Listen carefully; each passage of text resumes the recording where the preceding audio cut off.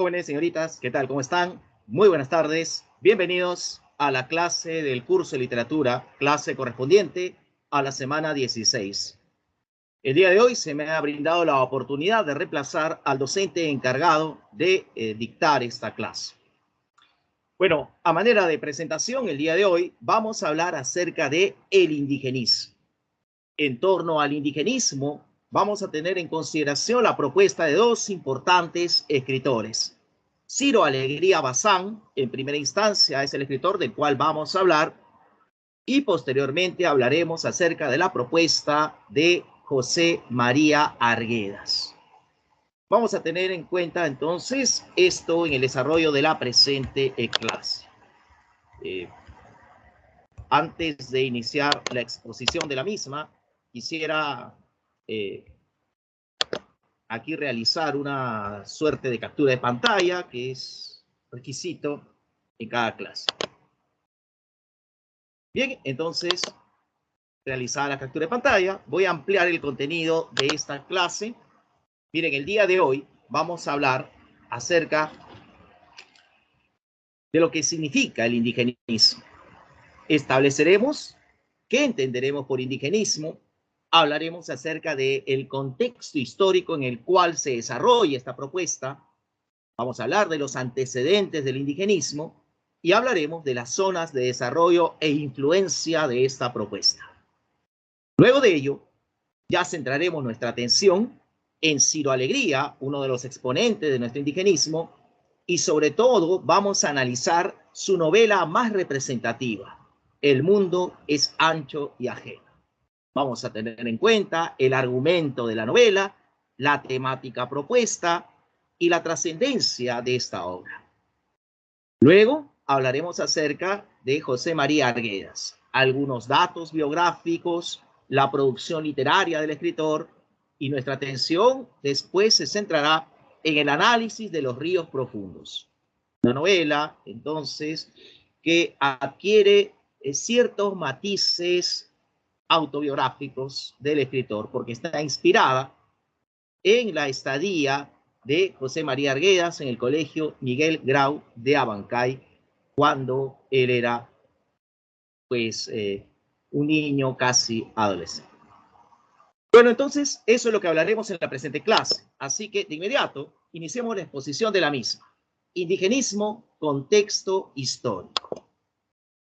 El indigenismo es una propuesta ideológica y cultural que busca revalorar al indio.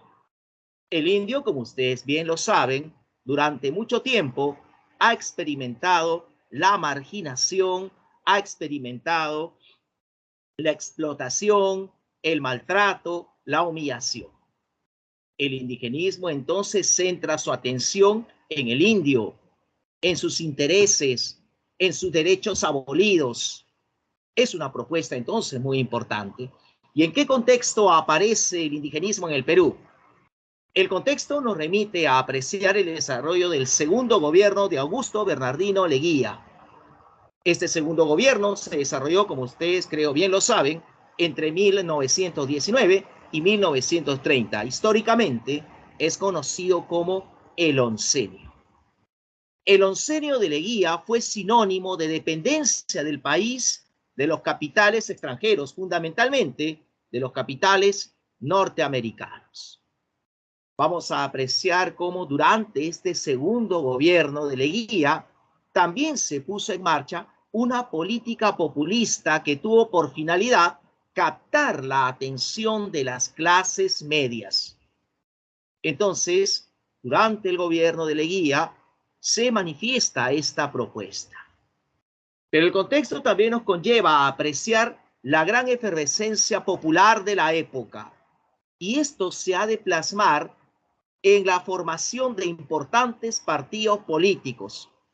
Uno de ellos es el Partido Comunista, y otro partido político importante es Alianza Popular Revolucionaria Americana, más conocido como APRA. Ahora, en el contexto también vamos a apreciar la difusión de las ciencias sociales, y esto se hará mediante una serie de importantes trabajos. Uno de los más representativos es lo elaborado por José Carlos Mariátegui, destacado pensador de principios del siglo XX. Su obra cumbre se titula 7 ensayos de interpretación de la realidad peruana. Entonces, uno de los temas abordados en esa obra es el problema de la tierra, pero apreciado desde una perspectiva socioeconómica. Entonces, apreciaremos cómo esta propuesta de indigenismo se ha de manifestar en ese contexto. ¿Cuál es el medio de expresión del indigenismo entonces? El medio de expresión será el arte. Será, por ejemplo, la música. Y podríamos citar a las melodías de Daniel Alomía Robles. Podríamos citar, ¿por qué no?, a la pintura, los cuadros de José Sabogal. Y obviamente la literatura también expresará esa búsqueda por revalorar al indio, a través de cuentos, a través de novelas. Entonces, cuando el indigenismo se está expandiendo, también habría que destacar la labor desarrollada por los intelectuales peruanos. Los intelectuales de nuestro país van a realizar una constante reflexión sobre nuestra identidad nacional y sobre qué se entiende por el Perú. ¿Qué es el Perú? Es una pregunta frecuente. ¿Cuál es la raíz de nuestra identidad nacional? También es una pregunta que se realizarán. Entonces, buscando responder esta última pregunta, destacaremos la opinión vertida por José Carlos Mariátegui. Mariátegui manifestaba que la raíz de nuestra identidad nacional consistía en vincular el elemento indígena con lo popular. Y así vamos a ver cómo en este contexto aparece y se desarrolla esta propuesta. Muy bien, sin embargo, el tema del indio ha sido materia de interés por muchos escritores, ¿no? Y podríamos encontrar a escritores del siglo XIX que manifestaron su preocupación por el indio. A inicios del siglo XX también encontraremos escritores que expresan la misma preocupación. Sin embargo, estos escritores no pudieron abordar de manera idónea el tema del indio debido a ciertas limitaciones. A estos escritores los vamos a denominar como antecedentes del indigenismo. Entonces, aquí aparecen esos antecedentes, escritores de finales del siglo XIX, escritores de inicios del siglo XX. Entre los antecedentes del indigenismo, por ejemplo, podríamos nombrar a Manuel González Prada. Manuel González Prada, como ustedes creo bien lo saben, es el máximo representante del realismo peruano. El escritor también es considerado precursor de otras propuestas literarias. Por ejemplo, podríamos mencionar que por renovar la poesía peruana y allanar el camino hacia una nueva propuesta, Manuel González Prada será considerado precursor del modernismo. Pero también recordemos que Manuel González Prada es precursor del indigenismo. ¿Por qué? Porque en sus textos ensayísticos abordó el tema del indio. Su obra más representativa es Páginas Libres, obra en la cual se encuentra el famoso discurso en el Politeama. Bueno, resulta que Manuel González Prada, a inicio del siglo XX, expresará lo siguiente: el indio se redimirá merced a su esfuerzo propio, no por la humanización de sus opresores. ¿Qué significa esta expresión? Significa que desde la perspectiva de Manuel González Prada, el indio debe tomar conciencia por sí mismo de su situación. Obviamente el otro no se preocupará por él. Es el mismo indio el que debe generar el cambio social. Entonces, antecedente del indigenismo es Manuel González Prada. Siguiendo la misma propuesta realista, aparece como antecedente del indigenismo la escritora Clorinda Mato de Turner. Clorinda Mato de Turner es la autora de una novela muy importante titulada Aves sin nido. Aves sin nido plantea como temática el abuso constante que se comete contra los indígenas, o lo que es lo mismo, pues el maltrato de las autoridades contra los indios. Una novela que seguramente ustedes recordarán, pero en la misma obra, Mato de Turner propone una solución de tipo moral y pedagógica para la situación del indio. Para ella, el indio puede cambiar su situación siempre y cuando acceda a la educación. La instrucción entonces será importante para superar la situación que experimenten.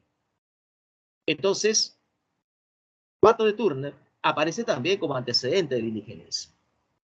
Ya adentrados en el siglo XX, otro antecedente del indigenismo es el escritor Enrique López Albújar.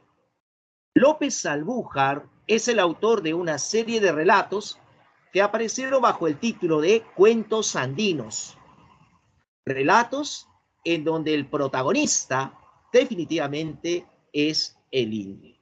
El escritor entonces también será antecedente de nuestro indigenismo. Y finalmente, otro antecedente de nuestro indigenismo es el escritor y crítico y pensador, obviamente, José Carlos Mariátegui. Mariátegui, quien es el autor de los 7 ensayos de interpretación de la realidad peruana, tomará algunas de las propuestas de Manuel González Prada y los va a vincular con el problema del indio dentro de este contexto de conflictos socioeconómicos. Obviamente la situación del indio no podía ser ajena a lo político, a lo social, a lo económico, etc. Entonces, reitero, a estos escritores se les ha de valorar por abordar el tema del indio, pero no pudieron hacerlo de manera eficaz debido a ciertas limitaciones. Y lo que vamos a hacer es apreciar esas limitaciones. Miren, en el caso de Manuel González Prada y de Clorinda Mato de Turner, una limitación para no abordar de manera idónea el tema del indio es que ambos plantearon una visión paternalista sobre el indio.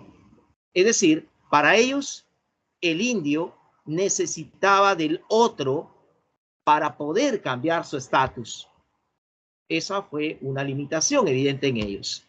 En el caso de Enrique López Albújar, su limitación consistió en presentar una visión parcial del indio. López Albújar fue escritor, pero también fue juez, y en su labor de juez conoció otra imagen del indio, imagen que aparecerá en sus relatos. Tal es así entonces que en Cuentos Andinos aparece la imagen del indio violento, del indio sanguinario, del indio salvaje, del indio asesino, dejando de lado, pues, la imagen del indio comunitario, o la imagen del indio oprimido, o la imagen del indio marginado. Entonces es otra perspectiva, otro enfoque, pero es un enfoque parcial, solamente ve una parte, la parte negativa, que recae en el indio. Y eso también fue una limitación en el escritor. En el caso de José Carlos Mariátegui, vamos a apreciar cómo una limitación importante para no poder abordar el tema del indio será el desconocimiento del quechua. Entonces, son limitaciones evidentes en estos escritores, pero obviamente hay una limitación determinante presente en todos ellos. En estos 4 escritores que han sido mencionados, vamos a apreciar el desconocimiento de la mentalidad del hombre andino. Estos 4 escritores no conocieron la subjetividad, no conocieron el pensamiento mítico que adoptaba el hombre del Ande. Quienes sí profundizaron en la mentalidad del indio son los 2 grandes exponentes del indigenismo peruano, es decir, Ciro Alegría y José María Arguedas. Entonces, esto es lo que tendríamos que mencionar en torno a los antecedentes del indigenismo. Sigamos. Hablemos a continuación acerca de las zonas de desarrollo del indigenismo. Y esto nos conlleva a apreciar básicamente el Ande de nuestro país. Entonces, en el Ande peruano vamos a poder encontrar tres zonas de desarrollo e influencia de nuestro indigenismo. En la zona norte, por ejemplo, vamos a ubicar la narrativa propuesta por Ciro Alegría, escritor destacado quien nos ha otorgado cuentos y novelas: El mundo es ancho y ajeno, Los perros hambrientos, el cuento Calixto Garmendia, etc. Y esos relatos estarán contextualizados en las alturas del departamento de La Libertad. Esto en cuanto, pues, a la zona norte del Ande peruano. En la zona centro del Ande peruano aparece la narrativa de Manuel Scorza. Manuel Scorza es el autor de diversas novelas: Redoble por Rancas, El jinete insomne, Historia de Garabombo el Invisible, La tumba del relámpago, etc. Apreciaremos cómo las obras de Manuel Scorza estarán ambientadas en el departamento de Cerro de Pasco. Mientras que en la zona sur del Ande peruano aparece la narrativa de José María Arguedas, ¿no? Una serie de cuentos, una serie de novelas, ¿no? Una de las más representativas del escritor es Los ríos profundos. Una novela que, si bien es cierto, centra su atención en espacios como el Cusco y sobre todo Abancay, hace referencia a muchos parajes del sur andino peruano. En Los ríos profundos hay una característica particular: muchos de los personajes dominan la lengua quechua, una forma también de reivindicar esa lengua propia de la cultura andina. Estas son entonces las zonas de desarrollo e influencia del indigenismo. Entonces, a continuación, vamos a hablar acerca de los considerados máximos representantes del indigenismo en el Perú. Y empezaremos hablando acerca de Ciro Alegría, el autor de la novela El mundo es ancho y ajeno. Ciro Alegría Bazán nació en las alturas del departamento de La Libertad en el año 1909. Nació en la hacienda Quilca, una hacienda muy cercana a la localidad de Huamachuco. Alegría tuvo la oportunidad de cursar estudios en el famoso Colegio de San Juan de Trujillo. Allí realizó los estudios primarios. Sin embargo, no culminó dichos estudios en tal institución debido a problemas familiares y problemas de salud. Él cursó los estudios posteriormente en una institución educativa de Cajabamba. La secundaria sí lo estudiará en el Colegio de San Juan. Y durante esa época de la secundaria, ya Ciro Alegría ha de manifestar su inclinación hacia las letras. ¿Cómo lo evidenciará? Bueno, sucede que Ciro Alegría había asumido la dirección de un periódico escolar llamado Tribuna Sanjuanista. Y fue esto lo que llamó la atención de Antenor Orrego, que era un importante intelectual de la época. Antenor Orrego convenció a Ciro Alegría para que éste labore como periodista del diario El Norte. Y es así entonces como en sus ratos libres, llámese en tiempo de vacaciones, cuando él cursaba el cuarto y quinto año de secundaria, Ciro Alegría se desempeñó como periodista de dicho diario, el diario El Norte. Cuando concluyó la secundaria, Ciro Alegría ingresó a la Universidad de Trujillo, cursó estudios allí en la Facultad de Letras y Humanidades. Pero por participar de una serie de protestas que buscaban reformular la currícula universitaria, Ciro Alegría será expulsado de la universidad. Entonces, en esa época se vivía lo que hemos mencionado en el contexto, la gran efervescencia política de la época. Ciro Alegría fue testigo de la fundación del Partido Aprista, un partido político revolucionario, un partido político que tomaba ciertas acciones en contra del gobierno. Protestas, motines, etc. Por participar de ello, Ciro Alegría será conducido a prisión en Trujillo y posteriormente llevado a la penitenciaría de Lima. Entonces, En prisión, el futuro escritor experimentará una serie de humillaciones, golpizas, vejámenes, etc. Un familiar suyo, una tía de segundo grado, llamada Rosalía Amezquita, se preocupará por él y lo visitará constantemente en prisión. Ciro Alegría, entonces, recibe la libertad condicional. Pero ojo, a Ciro Alegría se le solicita dejar de lado la venia política. No puede él difundir su ideología, él no puede opinar. Ciro Alegría, entonces, no puede realizar proselitismo. Y Ciro Alegría no acatará ello. Continuará con esa propuesta. Y por realizar ello, finalmente, Ciro Alegría será deportado de nuestro país. Alegría se fue a vivir a Chile. La estancia en Chile será fructífera para la interesante propuesta narrativa que nos ha de otorgar. Y es que, estando en Chile y colaborando con diversas editoriales, Ciro Alegría sacó a la luz un relato, un cuento titulado Marañón, y la crítica elogiará ese relato. Alegría decidió ampliar la estructura de Marañón y convirtió el cuento en una novela que pasó a denominarse La Serpiente de Oro. Esta novela participó de un concurso convocado por la editorial Nacimiento y llegó a obtener el primer lugar. Rosalía Amezquita viajó hacia Chile y consolidó una relación amorosa con Ciro Alegría. Pero el escritor, lamentablemente, como consecuencia de la estadía en prisión, enfermará de tuberculosis. Mientras se recuperaba, escribe lo que será su segunda novela, que pasó a denominarse Los perros hambrientos. Esta segunda novela participó en 1939 de un concurso convocado por la editorial Zig Zag, y la novela llegó a obtener el segundo lugar. Decisión polémica. Ciro Alegría, para muchos, debió haber ganado ese concurso. Sin embargo, la consolidación y el reconocimiento internacional vendrán 2 años después.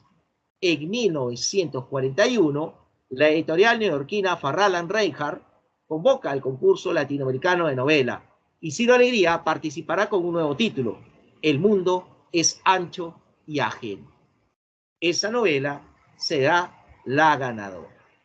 Así veremos entonces cómo el escritor se permitió abandonar Chile y viajó hacia lugares como Estados Unidos, Puerto Rico y Cuba. En la lejanía, entonces, él, durante su paso por Estados Unidos, se dedicó al periodismo y a la labor de traductor. Lejos, entonces, de lo que significa Chile, Ciro Alegría decidió renunciar al partido aprista. Además, también decidió, por mutuo acuerdo, separarse de Rosalía Amezquita y tuvo un romance breve con la puertorriqueña Ligia Marchand. Más adelante, cuando él dictaba cátedras y clases en las universidades de Cuba, conoció a una joven estudiante, la cual era también una destacada poetisa llamada Dora Varona.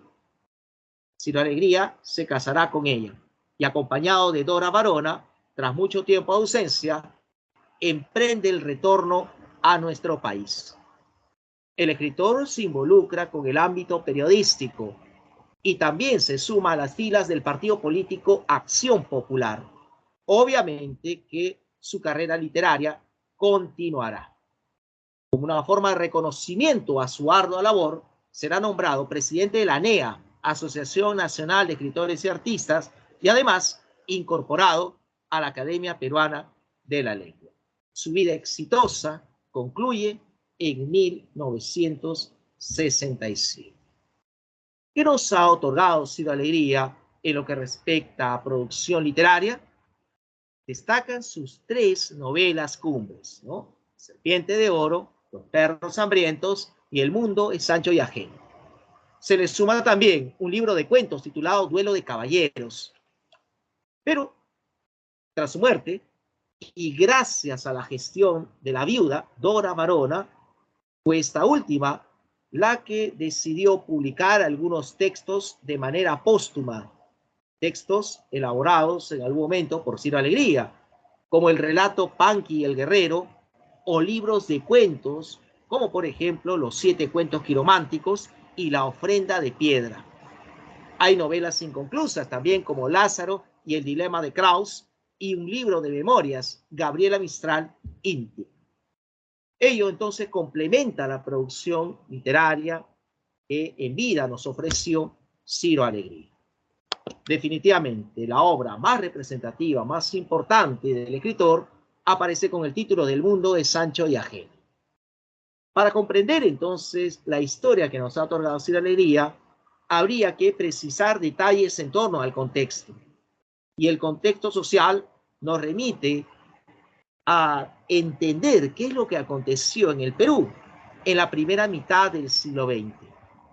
Nos vamos a ubicar imaginariamente en esa época. ¿Qué acontecía en el ámbito rural? En el ámbito rural de la primera mitad del siglo XX se había impuesto el gamonalismo. Y el gamonalismo se definía como un sistema de explotación a las comunidades indígenas por parte de los dueños de las haciendas. ¿Quiénes eran los dueños de las haciendas? Los gamonales, los terratenientes, los hacendados. Fueron ellos los que realizaron todo el esfuerzo necesario para arrebatarle las tierras a las comunidades campesinas. Y de esa manera, entonces, redujeron al indio a condiciones extremas de trabajo. Entonces, vamos a ver cómo estos gamonales y hacendados realizaban todo ello respaldándose en su enorme poder político y económico, constituyéndose en los reguladores de la ley dentro de sus tierras.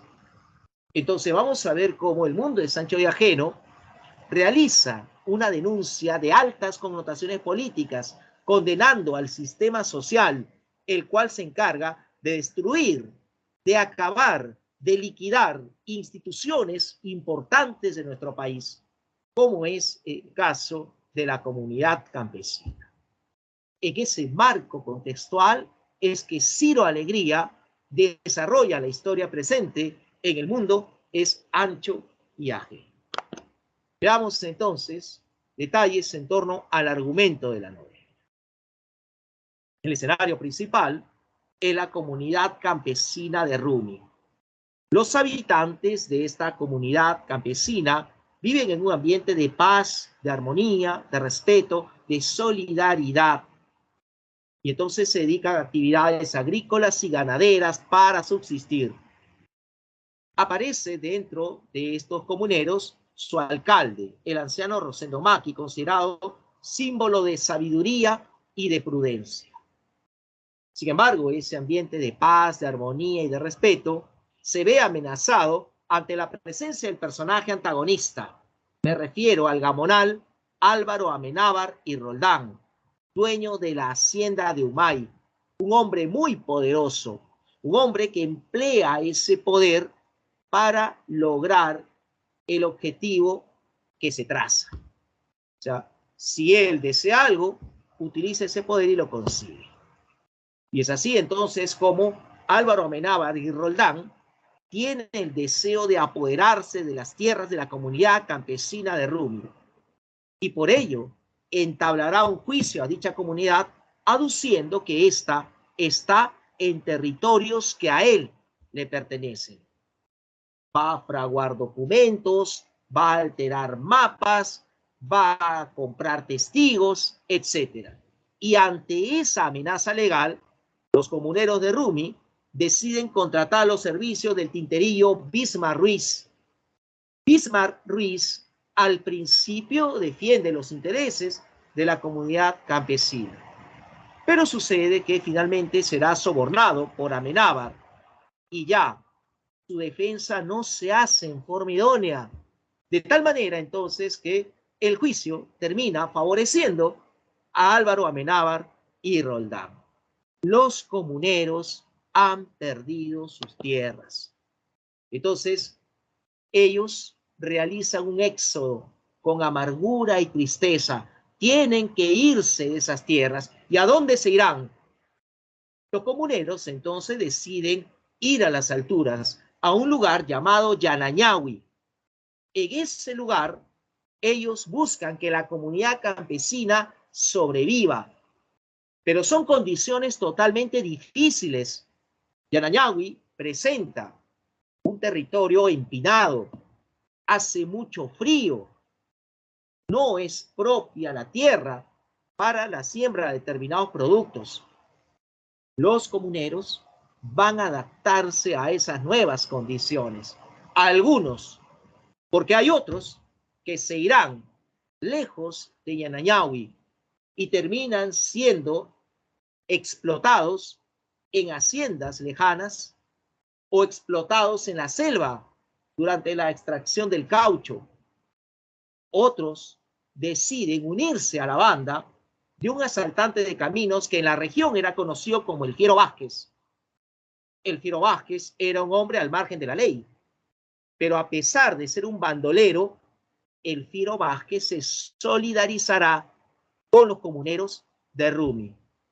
Muchas veces se enfrenta a los hombres de Amenábar, muchas veces los derrota, a veces será perseguido, pero nunca capturado. Y eso despierta la animadversión del gamonal Amenábar. Pero siguen los atropellos con los comuneros. Muchos ganados, ¿sí? Muchas cabezas de ganado se pierden de Rumi. Y es que los hombres de Amenábar los capturaban y los trasladaban hasta territorios de Umay. Buscando recuperar un toro de la comunidad, Rosendo Maki será tomado prisionero y llevado a la cárcel, acusado de abigeato. Miren entonces cómo un anciano debe experimentar esta injusticia. El Fiero Vázquez también es capturado, es llevado a prisión, pero Amenábar ya había establecido un precio para él, o sea, cualquiera lo podía matar. El Fiero Vázquez entonces decide escapar sobornando a gendarmes y le propone huir a Rosendo Maki, pero él desiste. No quiere ser un marginal, no quiere ser un prófugo el resto de su vida. El Fiero Vázquez escapa. Entonces, cuando los otros gendarmes se percatan de que el Fiero ha huido, interrogarán a Rosendo Maki sobre detalles de cómo se ha escapado, pero él no sabe esos detalles y no responde, y por no responder será brutalmente agredido en prisión y víctima de esa golpiza, Rosendo Maki lamentablemente morirá. Entonces, vamos a ver cómo se da esta situación y más aún, todo ello se agudiza cuando en las alturas de Yanañahui, donde ahora se ubica la comunidad campesina de Rumi, se escuchan rumores de que han encontrado la cabeza del Fiero Vázquez decapitada al lado de un camino. Entonces, era un ambiente, obviamente, de violencia, era un ambiente en donde primaba la injusticia, y en medio de esas circunstancias aparece el personaje llamado Benito Castro. Benito Castro era un antiguo poblador de Rumi. Tras mucho tiempo de ausencia, 15 años, él retorna a la comunidad y lo que encuentra es escombros.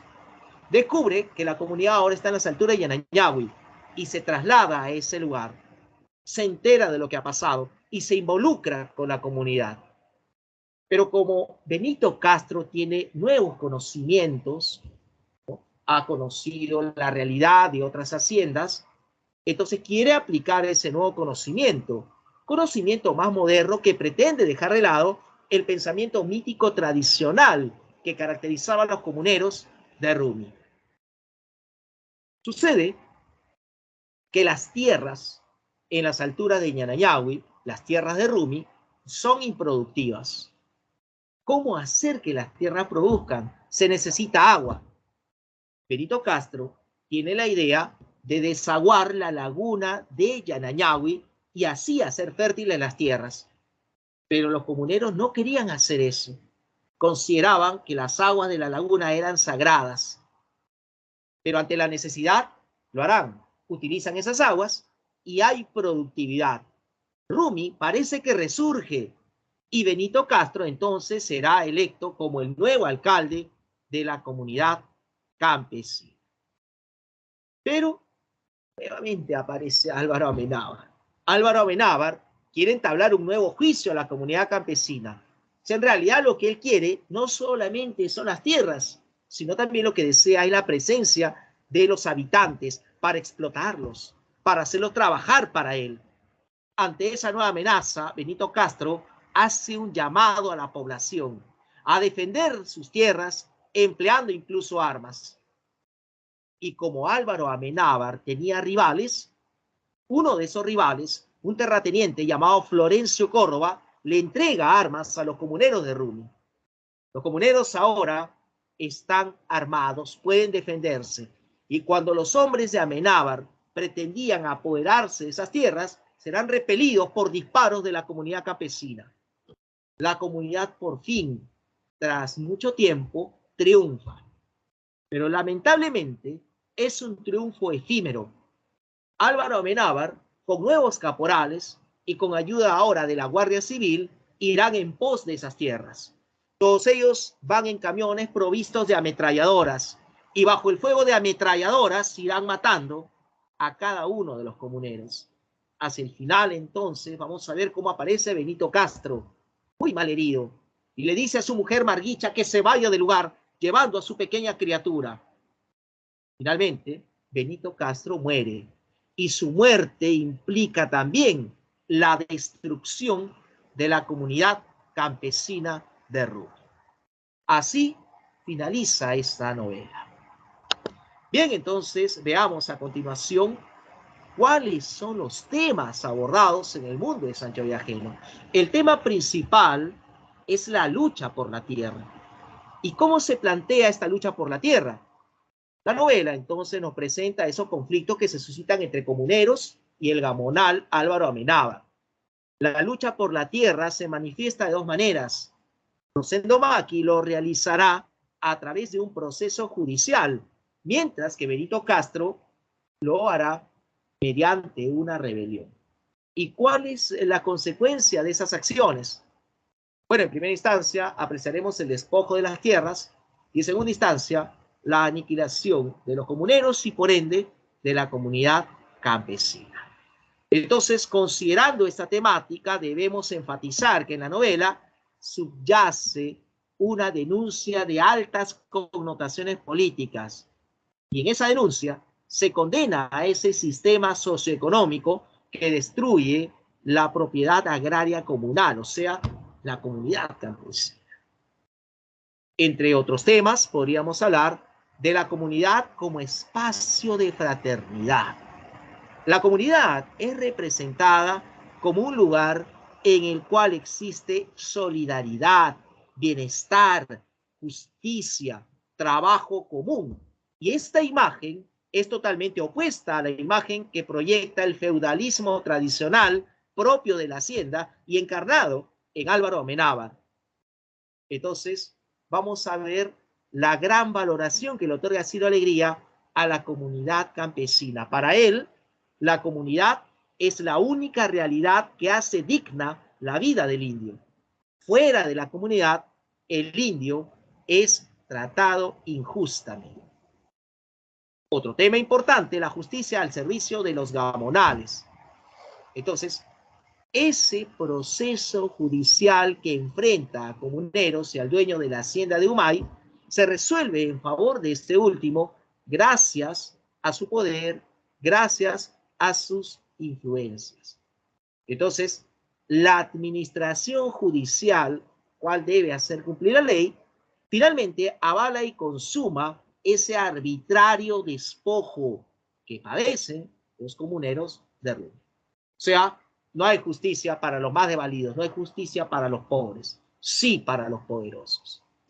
Vamos a ver que dentro de esa temática desarrollada en la novela aparece la sabiduría popular. En la vida diaria de la comunidad campesina pervive un gran acervo cultural, el cual se manifiesta a través de la interpolación o narración de muchas manifestaciones, como los relatos orales, como las creencias míticas y religiosas, o las supersticiones, o incluso la música popular. Y finalmente, aparece el tema de la corrupción de funcionarios. El gamonal de la hacienda de Humay, Álvaro Amenábar y Roldán, logra su propósito de arrebatarle las tierras a los comuneros de Rumi.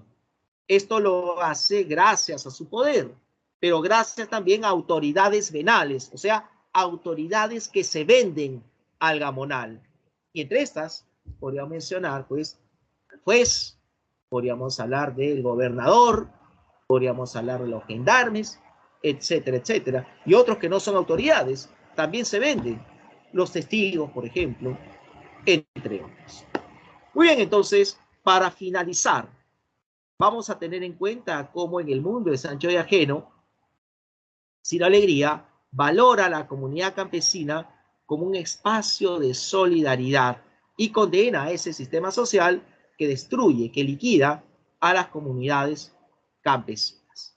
Eso es lo que podríamos decir en torno a esta novela, la más importante de Sin Alegría. Finalmente, ya para culminar la exposición de esta presente clase, aparece aquí José María Arguedas, autor de Los ríos profundos. José María Arguedas nació en Andahuaylas, Apurímac, en el año 1911. Desde muy pequeño, Arguedas experimentó situaciones bastante difíciles. El desarraigo, el desamor, la soledad, el desamparo.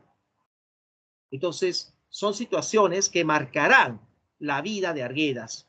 La muerte de su madre cuando él tenía 2 años, la ausencia del padre por no tener un trabajo estable, muchas veces se ausentaba del hogar, los maltratos de su madrastra.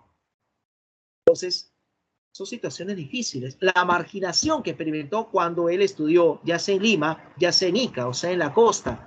Entonces, todo esto, de alguna manera, ejercerá una influencia determinante en los problemas de orden emocional que sufrirá cuando adulto. A pesar de ello, Arguedas se forjó como un profesional a carta cabal. Estudió educación en la Universidad Nacional Mayor de San Marcos y cuando egresó se dedicó a dictar clases en grandes unidades escolares y trabajó también como funcionario del Ministerio de Educación. Contrajo nupcias con una mujer llamada Celia Bustamante y tras su matrimonio se interesó por explorar las diversas manifestaciones culturales y folclóricas de nuestro país. Por eso es que volvió a San Marcos y estudió etnología. En algún momento fue estudiante y al mismo tiempo docente. Tras concluir los estudios de etnología, realizará diversos trabajos de campo, recopilando muchas manifestaciones de literatura andina. Hay que reconocer algo en Arguedas. Él fue poeta en lengua quechua y narrador en lengua castellana. Hablando de su labor como narrador, su primer cuento se titula Guarmacuyay, traducido Amor de Niño, y su primera novela es Jaguar Fiesta. Pero resulta que Arguedas empieza a tener problemas de orden psicológico, ¿no? Depresión constante, fatiga, insomnio, etcétera. Seguirá un tratamiento, pero lamentablemente esas recaídas aparecerán eventualmente, ¿no? Entonces, su matrimonio no iba bien tampoco, se separó de Celia Bustamante e inició una nueva relación con la chilena Sibila Arredondo. Por ese tiempo, Arguedas empieza a manifestar un interés por la ideología comunista y por ese motivo será perseguido por el gobierno y despertará la animadversión de los apristas. Entonces, los problemas emocionales continúan. Arguedas sigue un tratamiento psiquiátrico. Se le recomienda dejar muchas responsabilidades. Arguedas solamente se dedicará a trabajar en la Universidad Agraria de La Molina y aparentemente la discusión y polémica que sostuvo con Julio Cortázar fue determinante para la decisión que tomó el escritor. Encerrado en el despacho de la Universidad Agraria de La Molina, cogió un arma y se disparó en la cabeza. Así acabó con su vida José María Arguedas. Bien, independientemente de ello, habría que destacar su producción literaria. Como cuentista, Arguedas nos ha otorgado textos como Guarmacuyay, su primer relato, y un libro de cuentos, Agua.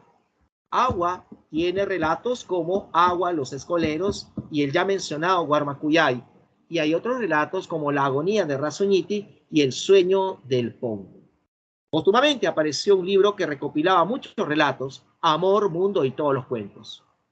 A esta producción cuentística se le suma el desarrollo de novelas, Jaguar Fiesta, Diamantes y Pernales, Los Ríos Profundos, El Sexto, Todas las Sangres y finalmente El Zorro de Arriba y El Zorro de Abajo. A todo ello se le suma un poemario escrito en lengua quechua titulado Catatay. Evidentemente, su novela más importante, más representativa, es Los Ríos Profundos. Los Ríos Profundos tiene como protagonista a Ernesto, un muchacho casi adolescente, quien junto a su padre viajan por diversos pueblos del sur del Ande peruano. Su padre es abogado, no tiene un trabajo estable. Entonces, su padre, que se llama Gabriel, asume que esos constantes viajes no pueden seguir dándose. Entonces, padre e hijo deciden trasladarse hasta el Cusco, porque en el Cusco vive un tío de Gabriel, un hacendado llamado Manuel Jesús, cuyo apelativo es el Viejo. La intención es que el Viejo le dé estabilidad laboral a Gabriel.